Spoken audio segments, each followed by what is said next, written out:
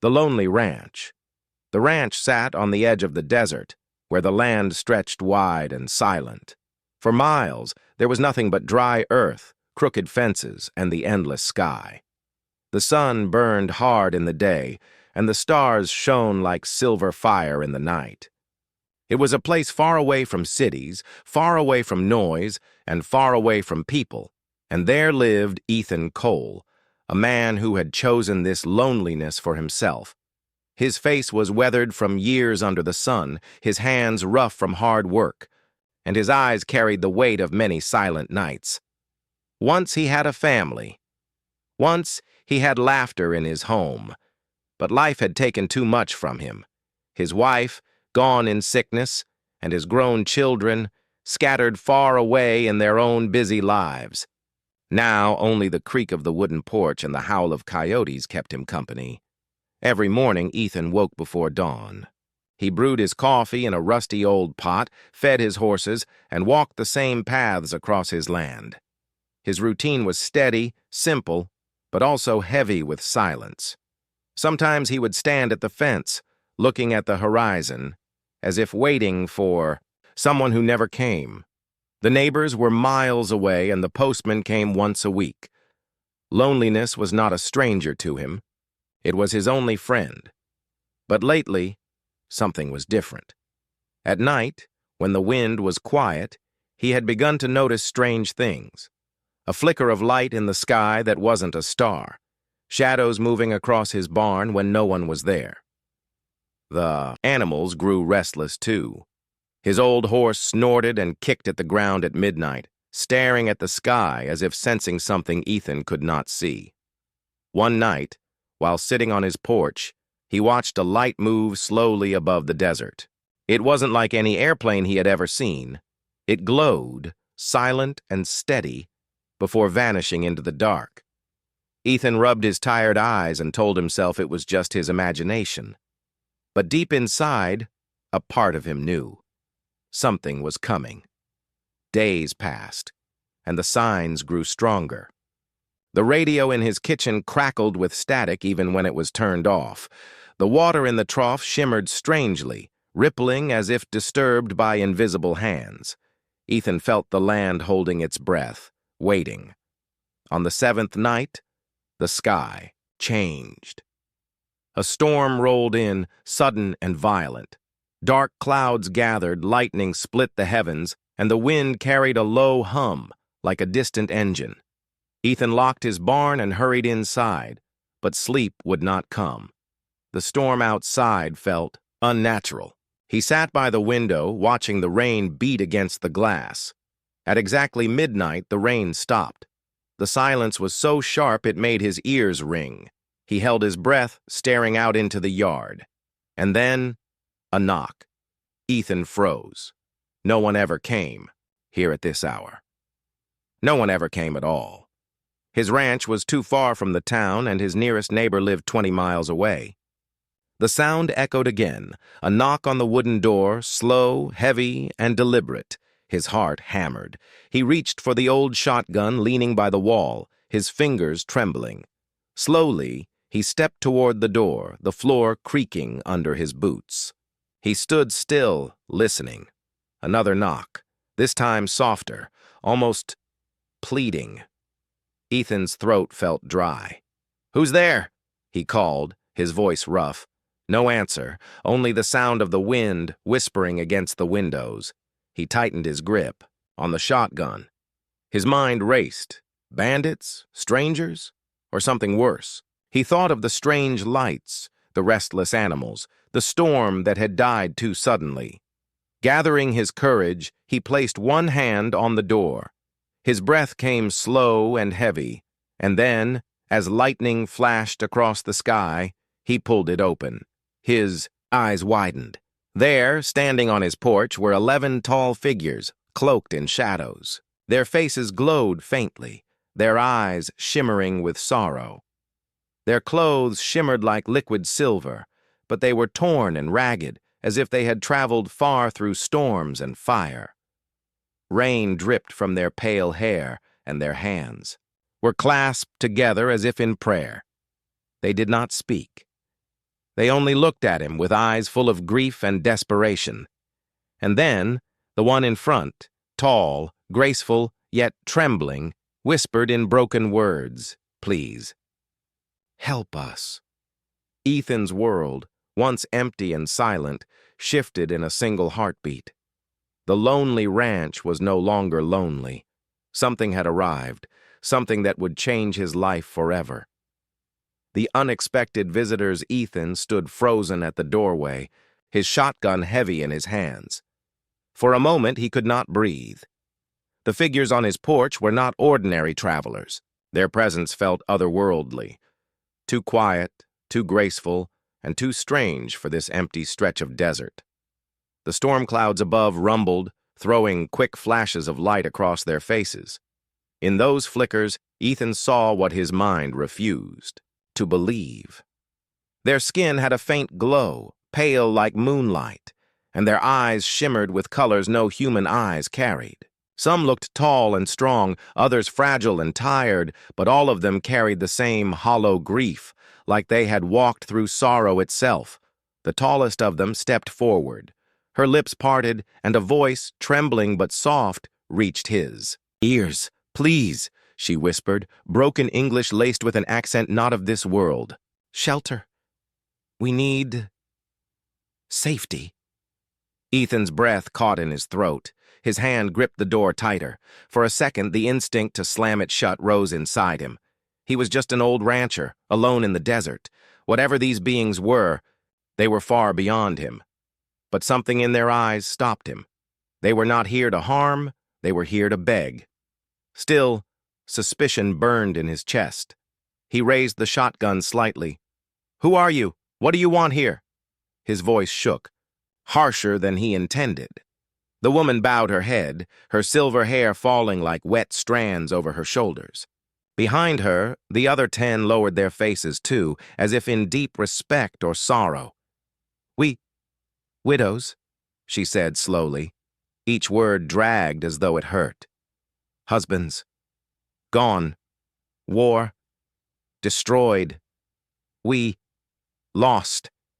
Her voice cracked, and for a brief moment, Ethan saw tears glisten in her strange, luminous eyes. Widows. 11 widows, standing on his porch in the dead of night. Alien widows. The weight of it pressed into Ethan's chest. He tried to understand. War? Where? How far had they come? His thoughts raced, clashing with the fear rising inside him. "You're telling me you're not from here?" Ethan asked. His voice quieter now, uncertain. The woman lifted her eyes, glowing faintly under the stormlight. "Not from your Earth, from far stars. We run, we hide, we find here." She pressed a trembling hand to her chest. "We find you." Lightning split the sky again, and for an instant, Ethan saw them clearly. Their clothes were torn as if from battle. Their hands carried scars, some burned, some deep and old. They were not soldiers. They were survivors. Ethan lowered the shotgun. Slowly, though his heart still pounded, he could not bring himself to shut the door in their faces, yet he could not bring himself to trust them either. "You can't just come here," he muttered, his rough voice trying to mask the tremor of fear. "This is my home." The woman nodded, her face heavy with shame. "We know. We beg. One night only. Then we leave." Behind her, the others shifted. One coughed weakly, another leaned against the porch post, clearly exhausted. Ethan realized they were at their limit. Whatever journey they had taken, it had nearly broken them. His mind screamed at him to stay cautious, but his heart saw something else. These women were not invaders. They were broken souls, carrying grief no words could measure, and Ethan knew grief. His eyes softened. His grip on the shotgun loosened completely. With a sigh, he stepped aside, holding the door open. "All right," he said, his voice rough but kinder now. "You can come in, but just for the night." The leader bowed her head again, whispering something in her own language. The others followed her, one by one, stepping into the warmth of the ranch house. Their wet footsteps echoed on the wooden floor, leaving trails of stormwater behind. Ethan watched them carefully as they entered. They moved with quiet dignity, never touching what wasn't theirs, never raising their voices. Some looked around in wonder at the small ranch house, as if they had stepped into a world they had only dreamed of. He closed the door, locking out the storm. The house, once always silent, now carried the soft sounds of strangers breathing, moving, whispering to each other in their strange tongue. Ethan placed the shotgun back on its stand, though unease still swirled inside him. He poured water into a jug and set out old tin cups. The leader approached carefully, her movements respectful. She took the cup with both hands, bowing slightly, and passed it to the others. They drank as though the water was more precious than gold. For a long time, no one spoke. The storm outside raged, but inside, an unusual calm settled. Ethan sat on his chair, watching them. They were still strangers, still mysterious, but there was something deeply human about their sorrow. Finally, Ethan asked, "What happened to you?" The leader sat down across from him. Her voice trembled, but her eyes held his firmly. "War," she said simply. "Husbands fought, all gone. We run, we search, safe world. Many doors closed. Only your door opened." Ethan's throat tightened. Her words cut deep, pulling at the loneliness inside him. He thought of his late wife, the nights he had stared at her empty chair, the hollow ache that never left. These women carried the same loss, multiplied 11 times. He didn't realize his hands had clenched until he opened them again. For the first time in many years, Ethan felt the stir of something new in his chest. Not just fear, not just suspicion, but a strange pull, a responsibility. He didn't say it aloud, but deep inside he knew. Letting them in had already changed everything. And outside, high above the storm clouds, unseen lights moved silently across the sky. They were not alone. The truth revealed. The ranch house was never meant for so many people. It was a simple two-bedroom wooden home with creaky floors, shelves, stacked with old books and a fireplace that Ethan rarely used. Yet that night, it held 11 alien widows, their glowing eyes reflecting the dim light of his lantern. The house felt smaller, tighter, as if the air itself was thick with secrets. Ethan sat on the edge of his chair, his hands folded tight, his gaze fixed on the leader of the group. She had introduced herself in broken words. Salira. The others had names too, strange and melodic, but too hard for him to pronounce. He tried to repeat one, but they smiled gently, shaking their heads, as if saying it was enough that he tried. The storm outside had quieted, but inside, the silence was heavy. Ethan's heart beat slower now, but his mind refused to rest. Who were they? Where had they come from? Why here? Why him? And why now? At last, he cleared his throat. "You said war," he muttered. "What kind of war takes you across the stars? And why my ranch of all places? You've got to explain." Salira's luminous eyes lowered. She looked at the others, and they gave slight nods, as though granting permission. Then she drew a deep breath and began. "We come from world called Velara," she said slowly. "It was once bright, rivers of crystal, sky of twin moons, mountains that sang with wind. Our people lived in peace, in love, families strong. Home safe," her voice cracked. For a moment, Ethan thought she would stop, but she pressed on. Then came the war, another race. Cruel. They came with fire, with hunger. They want to rule. Our men fight. Our husbands stand. They protect us, but... She pressed a trembling hand to her chest. None return. Ethan felt a sharp ache in his gut. The way she said it, it was not just words. It was a wound that would never heal. He looked at the other widows. Some stared at the floor, some clutched their arms tightly as if trying to hold back memories too painful to speak. Celera continued, her voice growing more desperate. We run, we hide. We take ships, broken and weak. Many die on the way. We search for a place, any place, where war not follow. Many doors closed. Some planets turn us away. Some worlds chase us. We keep moving. Her words struck Ethan, harder than he expected. He thought of refugees he'd once seen in old news stories, families forced to leave their homes, wandering in search of shelter. And here they were, only not from across the ocean, but from across the stars. Ethan rubbed his forehead. So you picked Earth? Why here? Why this ranch? Celera's glowing eyes met his, and for the first time, her gaze felt piercing. Because of you, she whispered.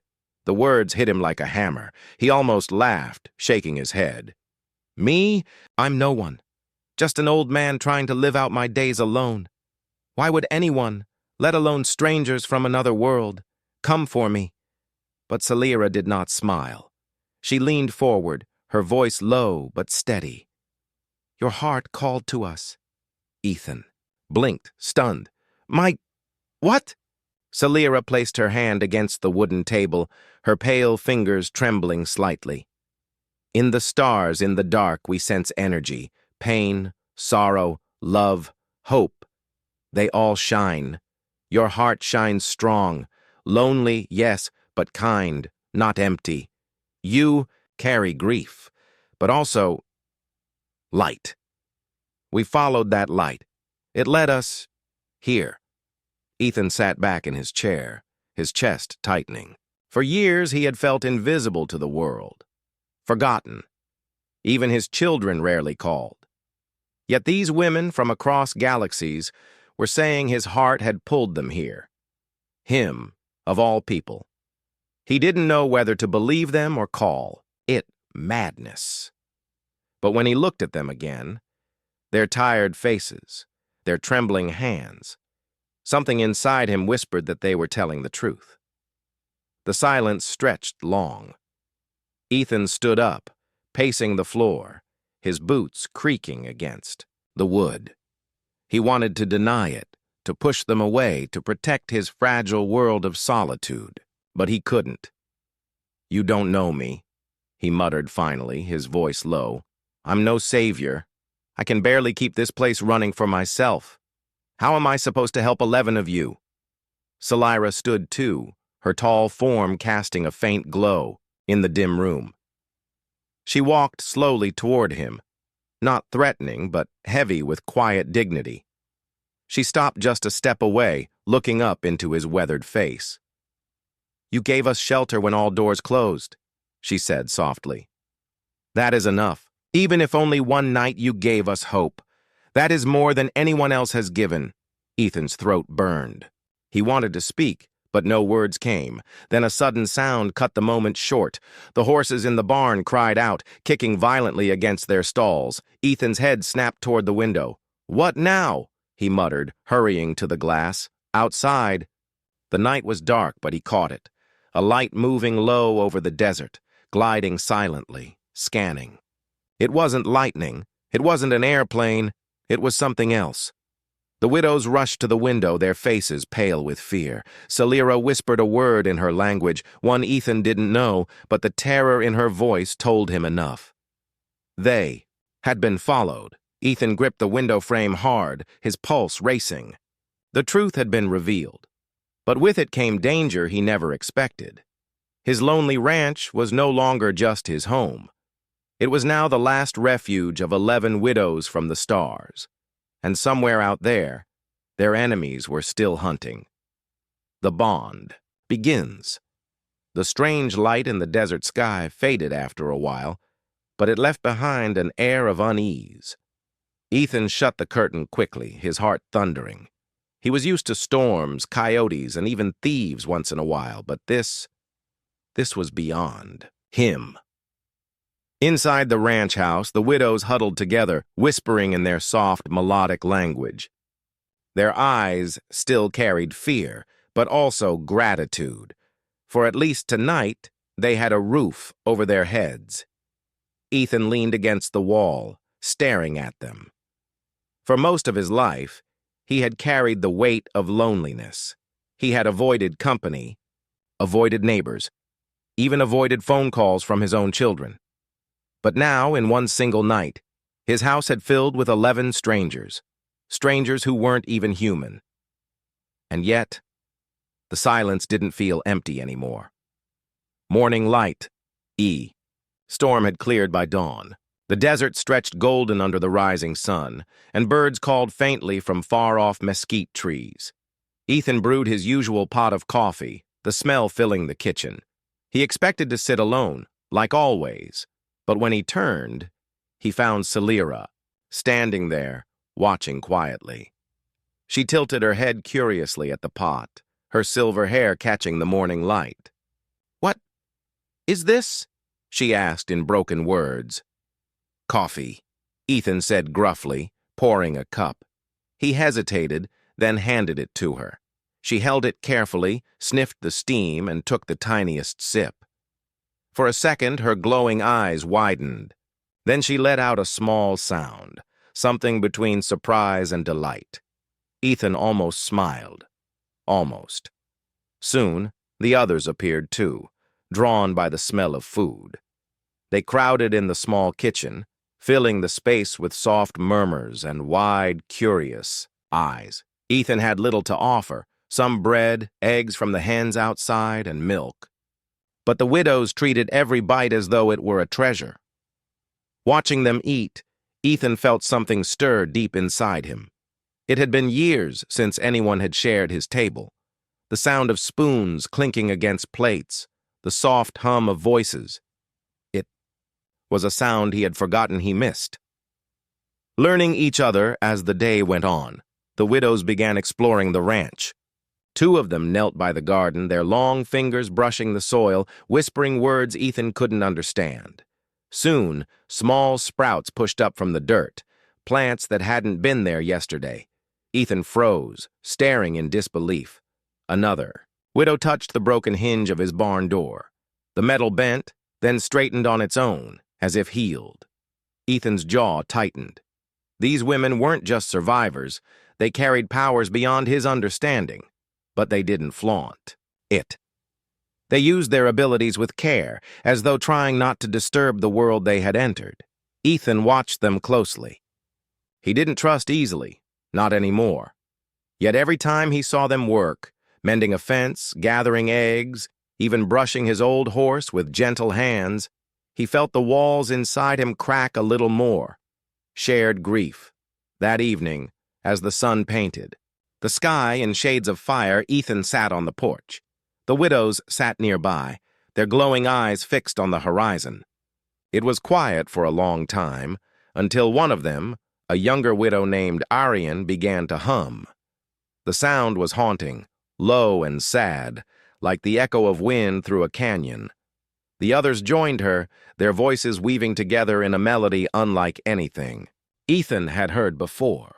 It was a mourning song, he realized, a song for their husbands, their homes, their lost world.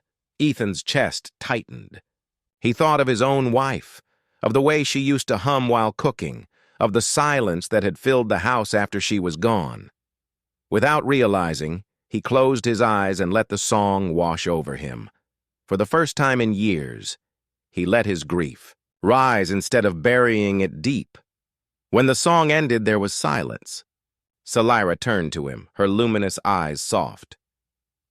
"You know, loss," she said quietly. Ethan swallowed hard. He wanted to deny it, to keep his pain hidden like he always did, but something in her voice broke down his defenses. "Yes," he admitted, his voice rough. "I know it too well." The bond began there. Not with trust, not with promises, but with shared grief. shadows in the distance, but peace was fragile. That night, Ethan stepped outside to check on the horses. The desert air was cool, the stars bright. For a while, he almost convinced himself life could stay like this. For a long moment, silence reigned. Ethan stood frozen, rifle in hand, his chest heaving. The widows lowered their hands slowly, their glowing eyes filled with exhaustion and awe. Then, as the smoke rose from the wreck, the realization hit them. All at once, they had won the first fight.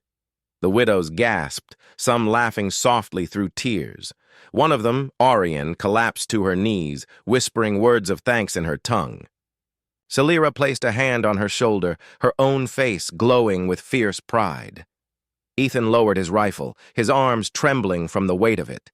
He had fought wars with loneliness, with grief, with silence. But this was different.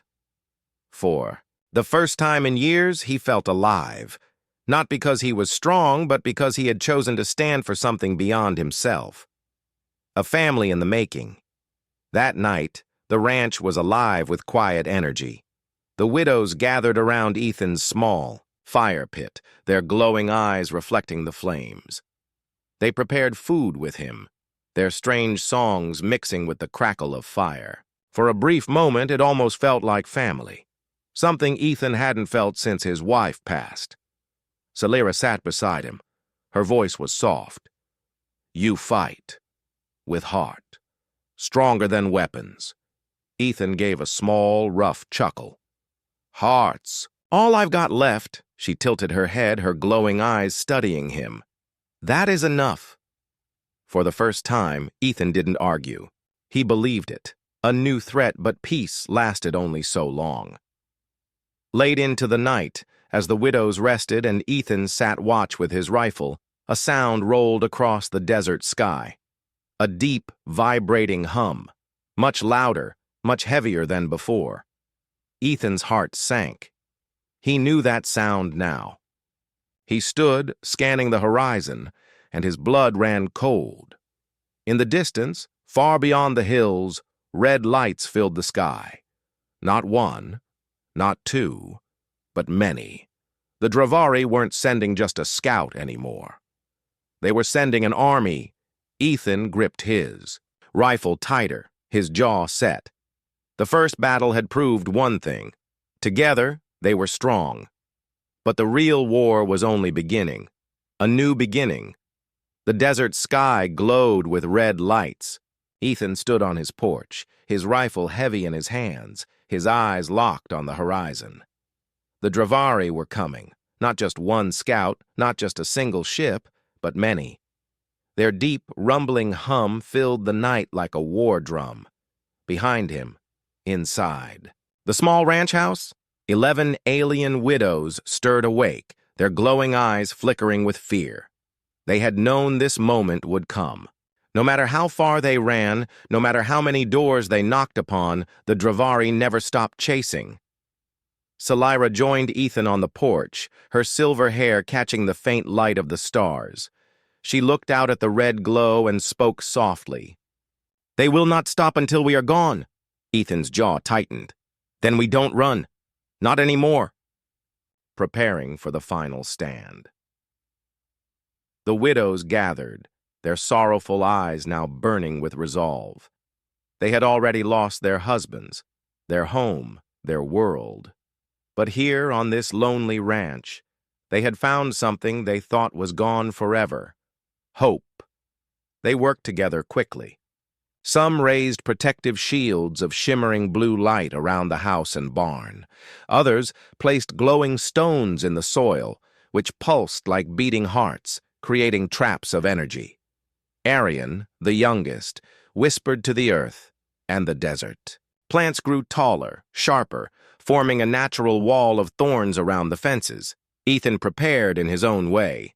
He stacked sandbags, sharpened wooden stakes, and loaded every bullet he had. He knew his weapons were small compared to theirs, but it didn't matter.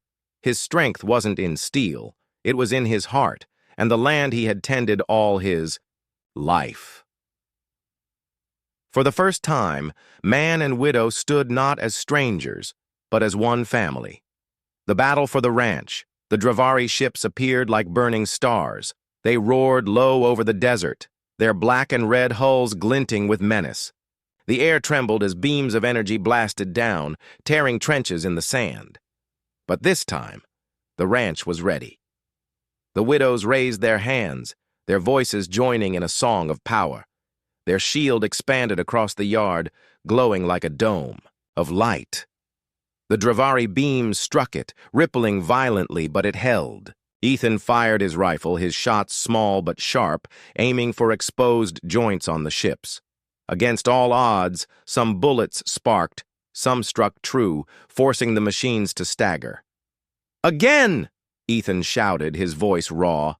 Together, they fought. Blue energy clashed with red fire. The earth shook with the fury of battle. The ranch that had once been a place of silence now thundered with war. One ship broke through the shield, diving close. It fired a blast toward the barn, but Ethan leapt forward, pulling the trigger of his shotgun at point-blank range.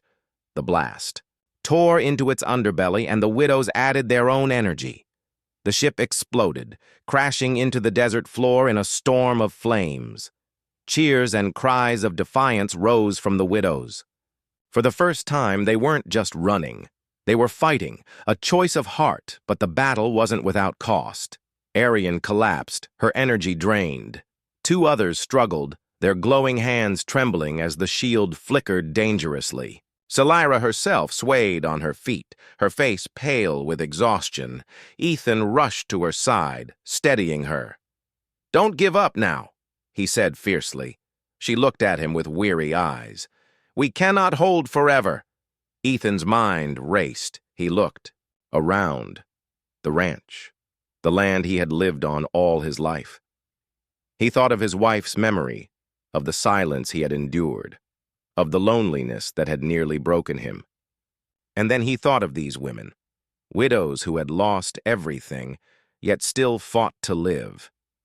He realized then, the ranch wasn't just his anymore. It belonged to all of them.